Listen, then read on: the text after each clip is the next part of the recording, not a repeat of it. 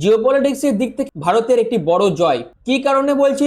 Pakistani group TRF কে সন্ত্রাসী সংগঠন হিসাবে ঘোষণা করেছে যুক্তরাষ্ট্র অর্থাৎ আমেরিকা। এর প্রভাব জিওপলিটিক্সের দিক থেকে কি হবে সবকিছু কিন্তু ডিটেলসে অ্যানালিসিস করার সময় চলে এসেছে। আর এই ভিডিওর মাধ্যমে পাকিস্তানের উপর আমেরিকার যে বিরাট একটি বড় পদক্ষেপ সেই বিষয়ে ডিটেলসে আলোচনা করব। আর কেনই বা আমেরিকা সরাসরি পাকিস্তানের এই সন্ত্রাসী গ্রুপকে সন্ত্রাসী সংগঠন হিসাবে ঘোষণা করেছে সেই বিষয়ে আপনাদের কাছে ডিটেলসে অ্যানালিসিস করব। তো বর্তমানে যে রিপোর্টগুলো উঠে আসছে অর্থাৎ US designated group behind Pahalgam attack foreign terrorist organisation অর্থাৎ 22 এপ্রিল 2025-এ পেহেলগামে যে হত্যাকাণ্ড ঘটেছিল যার পেছনে ছিল পাকিস্তানের মদতপুষ্ট টিআরএফ। আর এই টিআরএফ কেই কিন্তু টেররিস্ট অর্গানাইজেশন হিসেবে ঘোষণা করেছে মার্কিন যুক্তরাষ্ট্র। আর এই ঘোষণা করার পর থেকেই জিওপলিটিক্সের দিক থেকে কিন্তু এটি ভারতের একটি কূটনৈতিক জয় অর্থাৎ একটি ভারতের বিরাট বড় জয়। কি কারণে সবকিছু কিন্তু এই ভিডিওর মাধ্যমে আলোচনা করব, তার জন্য আপনারা পুরো ভিডিওটি প্রথম থেকে শেষ পর্যন্ত কমপ্লিট দেখতে থাকুন। আর এরকমই বিভিন্ন ধরনের জিওপলিটিক্সের ভিডিও বাংলাতে পেতে চাইলে অবশ্যই আপনারা চ্যানেলটিকে সাবস্ক্রাইব করে পাশে থাকা বেল আইকনটি অল করে রেখে দেবেন, যাতে যে কোনো ধরনের ইনফরমেটিভ ভিডিওর নোটিফিকেশন আপনারা এই চ্যানেলের মাধ্যমে পেয়ে যেতে পারেন তার জন্য।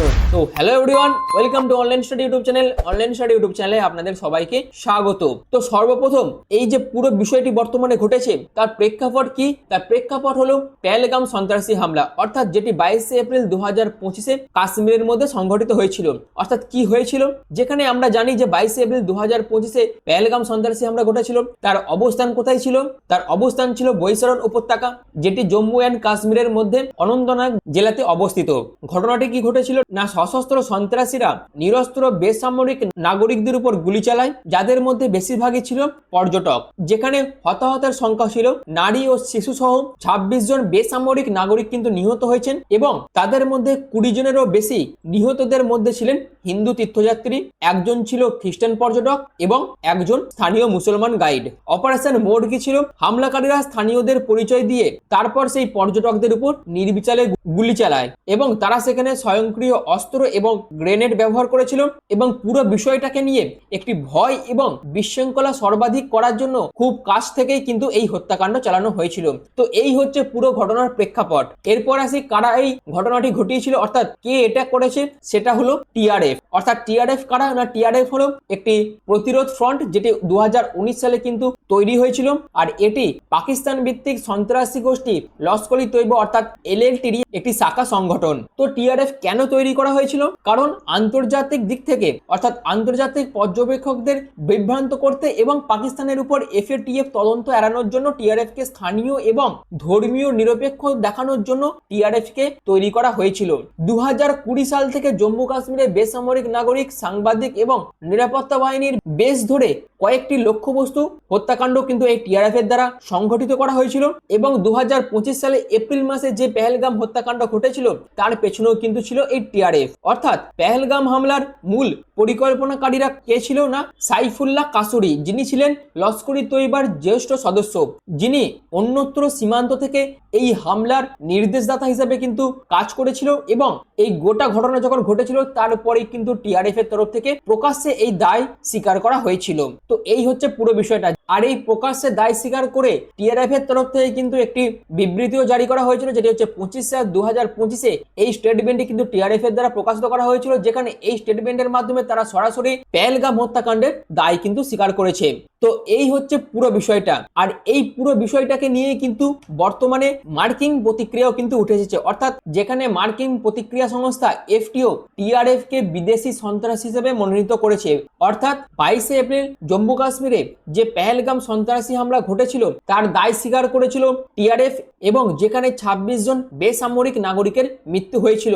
আর এই যে ঘটনাটি ঘটেছিল সেটাকে কিন্তু স্বীকার করা হয়েছে আমেরিকার তরফ থেকে। অর্থাৎ পুরো বিষয়টিকে কিন্তু 18 জুলাই 2025-এ জারি করা একটি বিবৃতিতে কিন্তু পুরো পেহেলগাম হত্যাকাণ্ডটিকে কিন্তু স্বীকার করা হয়েছে এবং যেখানে বলা হয়েছে যে পররাষ্ট্র দপ্তর দ্য রেজিস্টার ফ্রন্ট টিআরএফ কে একটি মনোনীত স্টাডি ফরেন টেররিস্ট অর্গানাইজেশন অর্থাৎ এফটিও এবং স্পেশাল ডেজিগনেটেড গ্লোবাল টেররিস্ট এসডিজিটি হিসেবে যুক্ত করেছে, যেখানে লস্কর ই তৈবা অর্থাৎ এলএলটি এর একটি ফ্রন্ট এবং প্রক্সি টিআরএফ যেটি 22 এপ্রিল 2025 সালে পেহেলগামে হামলার দায় স্বীকার করে, যেখানে 26 জন বেসামরিক নাগরিক কিন্তু নিহত হয়। আর 2008 সালে লস্কর ই তৈবা কর্তৃক পরিচালিত মুম্বাই হামলার পরই এটি ছিল ভারত ভারতের বেসামরিক নাগরিকদের উপর সবচেয়ে মারাত্মক আক্রমণ। এছাড়াও টিআরএফ ভারতীয় নিরাপত্তা বাহিনীর বিরুদ্ধে বেশ কয়েকটি হামলারও দায় স্বীকার করেছে, যার মধ্যে সাম্প্রতিকতম ছিল 2024 সালের পুলওয়ামা ঘটনা। এটিও কিন্তু এই বিবৃতির মাধ্যমে বলা হয়েছে। আর এই বিবৃতিতে আরো বলা হয়েছে যে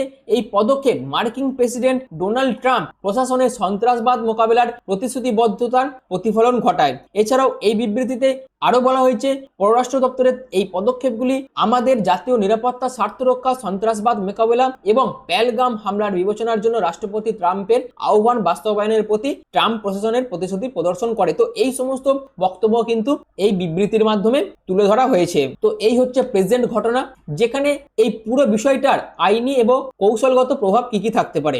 যার মধ্যে প্রথমেই আসবে আইনি নিষেধাজ্ঞা। অর্থাৎ আইনি নিষেধাজ্ঞা আসার ফলে যে সমস্ত ব্যাংকের সাথে, যে সমস্ত মার্কিন ব্যাংকগুলির সাথে টিআরএফ এর সংযুক্ত আছেন সেইগুলিকে বন্ধ করা হবে এবং টিআরএফ যে সমস্ত সহায়তাগুলো পেত বাইরে থেকে এবং সেই সমস্ত সহায়তা প্রদানকেও কিন্তু অপরাধ হিসেবে গণ্য করা হবে। এছাড়াও পুরো বিষয়টির দৃষ্টিভঙ্গির দিক থেকে গ্লোবাল রিকগনিশনের প্রভাব পড়তে পারে, যেখানে টিআরএফ এর জন্য আন্তর্জাতিকভাবে কাজ করা কঠিন হয়ে যাবে এবং এফএটিএফ পর্যালোচনার যাচাই বাছাই বৃদ্ধি করবে। এছাড়াও ভারতের প্রতি সমর্থনের একটি দৃষ্টিভঙ্গি আছে এই পুরো বিষয়টা। অর্থাৎ আমেরিকা যে টিআরএফ কে সন্ত্রাসী সংগঠন বলেছে, তার পেছনে আমেরিকার প্রধান কৌশলগত প্রভাব হচ্ছে ভারতের সমর্থন আদায় করা। অর্থাৎ টিআরএফ কে লস্করি তৈবার সম্প্রসারণ হিসেবে বিবেচনা করার এবং পাকিস্তানকে জবাবদিহি করার ভারতের আহ্বানের সাথে মার্কিন নীতির সামঞ্জস্যপূর্ণ একটি প্রভাব কিন্তু পড়বে। অর্থাৎ ভারতের সাথে আমেরিকার সম্পর্ক কিন্তু আরো ভালো হবে। এছাড়াও জাতিসংঘের চাপের প্রভাবও কিন্তু আছে। অর্থাৎ জাতিসংঘের 1267 নিষেধাজ্ঞা তালিকার অধীনে টিআরএফ তালিকাভুক্ত করার জন্য ভারতের প্রচেষ্টায় গতি যোগ করেছে। তো আমেরিকার এই বিবৃতি জারি করার পর থেকে এই পুরো বিষয়টির পেছনে তো এই সমস্ত কৌশলগত প্রভাব কিন্তু পড়বে ভারত এবং আমেরিকার সম্পর্কের মধ্যে, যেটি কিন্তু জিওপলিটিক্সের দিক থেকে খুবই গুরুত্বপূর্ণ একটি দিক। আর এই পুরো বিষয়গুলো কিন্তু ক্রমাগত বিভিন্ন নিউজ পোর্টালে কিন্তু রিপোর্ট আকারে প্রকাশ পাচ্ছে, যেখানে দ্য ইকোনমিক্স টাইমসের একটি রিপোর্ট অনুযায়ী উঠে আসে যে India gives evidence of TRF's role in Pahalgam's attack in UN officials. অর্থাৎ ভারতের তরফ থেকে ইউএন অফিসিয়ালদের কাছে এই যে পেহেলগাম অ্যাটাক হয়েছিল আর তার পেছনে টিআরএফই যুক্ত ছিল, তার সমস্ত প্রমাণ কিন্তু ইউএন এর হাতে তুলে দেওয়া হয়েছে। অর্থাৎ এই পুরো বিষয়টার পেছনে ভারতের কূটনৈতিক প্রচেষ্টা কি আছে, অর্থাৎ ভারত কি করতে চাইছে না জাতিসংঘের নিরাপত্তা পরিষদের টিআরএফ এর নেতৃত্বে তহবিলের উৎস এবং লস্করি তৈবা ও পাকিস্তান আইএসআই এর সাথে সংযোগের তালিকাভুক্ত প্রদান করা হয়েছে পুরো বিষয়টাতে।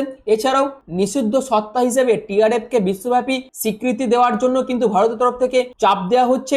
এছাড়াও ভারতীয় স্বরাষ্ট্র মন্ত্রণালয় ইতিমধ্যেই 2022 সালে বেআইনি কার্যকলাপ প্রতিরোধ আইন অর্থাৎ ইউএপি এর অধীনে টিআরএফ কে মনোনীত করতে চাইছে। তো এই সমস্ত কূটনৈতিক প্রচেষ্টা করে পাকিস্তানের উপর আরো চাপ বাড়াতে কিন্তু ভারত চাইছে। তো এই হচ্ছে ভারতের কূটনৈতিক প্রচেষ্টা। এরপর আমরা দেখব যে ভূ রাজনৈতিক দৃষ্টিভঙ্গি থেকে পাকিস্তানের ভূমিকা কি কি থাকতে পারে এই গোটা বিষয়টার পেছনে। অর্থাৎ সন্ত্রাসবাদের পেছনে পাকিস্তানের ভূমিকাকে কিন্তু তুলে ধরা হচ্ছে বর্তমানে। অর্থাৎ টিআরএফ পাকিস্তানের আইএসআই এর ছত্রছায়ায় কাজ করে, সেটিকেও কিন্তু তুলে ধরা হচ্ছে। আর এই টিআরএফ এর মাধ্যমেই সীমান্তবর্তী সন্ত্রাসবাদকে যাতে পাকিস্তান টিকিয়ে রাখতে পারে। আর টিআরএফ যেহেতু একটি স্বঘটিত সন্ত্রাসী গোষ্ঠী নয়, আর তার ফলেই পাকিস্তান তাদের যুক্তিসঙ্গতভাবে টিআরএফ এর এই কার্যকলাপকে অস্বীকার করবে এবং তার জন্যই কিন্তু টিআরএফ কে তৈরি করা হয়েছে আইএসআই এর তরফ থেকে। এছাড়াও পাকিস্তান জড়িত থাকার কথা অস্বীকার করলেও কিন্তু একাধিক দেশের স্যাটেলাইট এবং মানব গোয়েন্দা তথ্য পাক অধিকৃত কাশ্মীর যে একটি সন্ত্রাসবাদীদের নিরাপদ আশ্রয়স্থল সেদিকেই কিন্তু ইঙ্গিত করছে। আর এই রিপোর্টগুলোকে কিন্তু ভারতের তরফ থেকে ইউএন এর হাতে তুলে দেওয়া হয়েছে এবং তার ফলেই কিন্তু আমেরিকার যে বিবৃতি দিয়েছে সেই বিবৃতির মধ্যে টিআরএফ কে সরাসরি সন্ত্রাসী গোষ্ঠী হিসেবে কিন্তু তুলে ধরা হয়েছে। তো এবার আসি কেন মার্কিন যুক্তরাষ্ট্র এখনই পদক্ষেপ নিল না। আমরা জানি যে পেহেলগাম গণহত্যা মাত্রা এবং বর্বরতা বিশ্বজুড়ে দর্শকদের অর্থাৎ গোটা পৃথিবীর মানুষকে হতবাক করে দিয়েছিল এই ঘটনাটি, যেখানে ইন্দো প্রশান্ত মহাসাগরীয় অঞ্চলে সন্ত্রাসবাদ বিরোধী প্রচেষ্টাকে সমর্থন করার জন্য মার্কিন যুক্তরাষ্ট্রের উপর চাপ ছিল। অর্থাৎ এই যে সন্ত্রাসবাদ ঘটেছিল বা এই যে সন্ত্রাসবাদ বেড়ে চলেছে ইন্দো প্রশান্ত মহাসাগরীয় অঞ্চলে, সেই সন্ত্রাসবাদকে নিয়ে এতদিন পর্যন্ত কিন্তু মার্কিন যুক্তরাষ্ট্রের তরফ থেকে কোনো বক্তব্যই কিন্তু তুলে ধরা হয়নি। আর এই প্রেসারটাও কিন্তু মার্কিন যুক্তরাষ্ট্রের উপর ছিল। আর এছাড়াও পাকিস্তান থেকেই যে সন্ত্রাসবাদের উৎপত্তি স্থল সেটির বিরুদ্ধে ট্রাম্প প্রশাসনের কঠোর অবস্থান কিন্তু ছিল, কিন্তু ট্রাম্প প্রশাসনের যে কঠোর অবস্থান সেই নিয়েও কিন্তু আমেরিকার উপর চাপ ছিল। তো এই সমস্ত বৈদেশিক চাপ এছাড়াও পেহেলগাম ঘটনার পর থেকে ভারতের তরফ থেকে চেষ্টা করা হয়েছিল যে সন্ত্রাসবাদের বিরুদ্ধে পৃথিবীর বাকি দেশগুলিকে এক জায়গায় নিয়ে আসা, এবং সেই জন্য কিন্তু ভারতের তরফ থেকে কিন্তু বিভিন্ন দেশে তাদের ডেলিগেটকেও কিন্তু পাঠানো হয়েছিল পেহেলগাম ঘটনা এবং অপারেশন সিন্দুর নিয়ে, এবং সেইগুলোর প্রেসারও কিন্তু আমেরিকার উপর ছিল। তার জন্য কিন্তু আমেরিকার তরফ থেকে এই পদক্ষেপ নেওয়া হয়েছে, যেখানে আমেরিকা সরাসরি টিআরএফকে পাকিস্তানি সন্ত্রাসী সংগঠন হিসেবে কিন্তু বিবৃতির মাধ্যমে তুলে ধরেছে। আর এই বিবৃতির মাধ্যমে এই যে পুরো ঘটনাটি পেছনে যে পাকিস্তানের হাত আছে সেটিকেও কিন্তু ইনডাইরেক্টলি ভাবে সমর্থন করেছে আমেরিকা।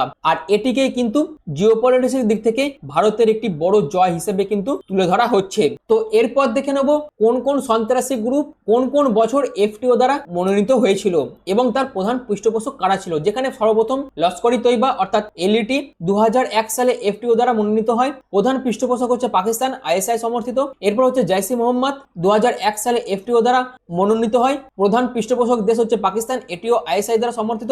টিটিপি 2010 সালে এফটিও দ্বারা মনোনীত পায়। পাকিস্তান উপজাতি বেল থেকে এটি কাজ করে। এরপর হাক্কানি নেটওয়ার্ক 2012 সালে এফটিও দ্বারা মনোনীত পায়, আর এটি পাকিস্তান ও আফগানিস্তান সীমান্ত থেকে কাজ করে। এরপর হচ্ছে টিআরএফ, যেটি 2025 সালে এফটিও দ্বারা মনোনীত পায়। এটি পাকিস্তানি লস্কর-ই তৈবারই একটি শাখা সংগঠন। তো এই সমস্ত সন্ত্রাসী গ্রুপগুলো কিন্তু এফটিওর মধ্যে পড়ে যাচ্ছে এবং সরাসরি মার্কিন যুক্তরাষ্ট্র কিন্তু এই সমস্ত সন্ত্রাসী গ্রুপগুলোকে সন্ত্রাসী গোষ্ঠী হিসাবে মনোনীত করেছে। তো এই হচ্ছে পুরো বিষয়টা, অর্থাৎ টিআরএফ কে পাকিস্তানি সন্ত্রাসী সংগঠন হিসাবে মনোনীত করার ফলে আমেরিকা যে ইনডাইরেক্টলি পাকিস্তানকে একটি সন্ত্রাসী দেশ হিসাবে তুলে ধরতে চাইছে বিশ্বের কাছে, সেটি কিন্তু স্পষ্ট। এবং ভারত যে কথাগুলি বলে আসছে পাকিস্তানের বিরুদ্ধে সেই কথাগুলিকেও কিন্তু এই বিবৃতির মাধ্যমে স্বীকার করা হয়েছে। আর এটাই কিন্তু জিওপলিটিক্সের দিক থেকে ভারতের কাছে একটি বিরাট জয়। তো এই বিষয়ে আপনাদের যদি কিছু মতবাদ থাকে, অর্থাৎ গুরুত্বপূর্ণ মতবাদ আপনার যদি থেকে থাকে, সেক্ষেত্রে অবশ্যই কমেন্ট সেকশনে সেটি মেনশন করবেন। এবং ভিডিওটি শেষ করার আগে এই কোশ্চেনটির উত্তর যদি আপনারা জেনে থাকেন সেটিও আপনারা কমেন্ট সেকশনে মেনশন করবেন। আমি অ্যান্সারও কিন্তু কমেন্ট সেকশনে আপনাদের জানিয়ে দেবো। আর এই ভিডিওটি এখনের মতন এইটুকুই। যদি ভিডিওটি ভালো লেগে থাকে, যদি ভিডিওটি ইনফরমেটিভ মনে হয়, তাহলে অবশ্যই চ্যানেলটিকে সাবস্ক্রাইব করে পাশে থাকা বেল আইকনটি অল করে রেখে দেবেন, যাতে এই ধরনের বিভিন্ন ইনফরমেটিভ ভিডিও বাংলাতে আপনারা সবার আগে পেয়ে যান তার জন্য। তো ভিডিওটি এখনের মতন এইটুকুই। পুরো ভিডিওটি প্রথম থেকে শেষ পর্যন্ত দেখার জন্য আপনাদের অসংখ্য ধন্যবাদ।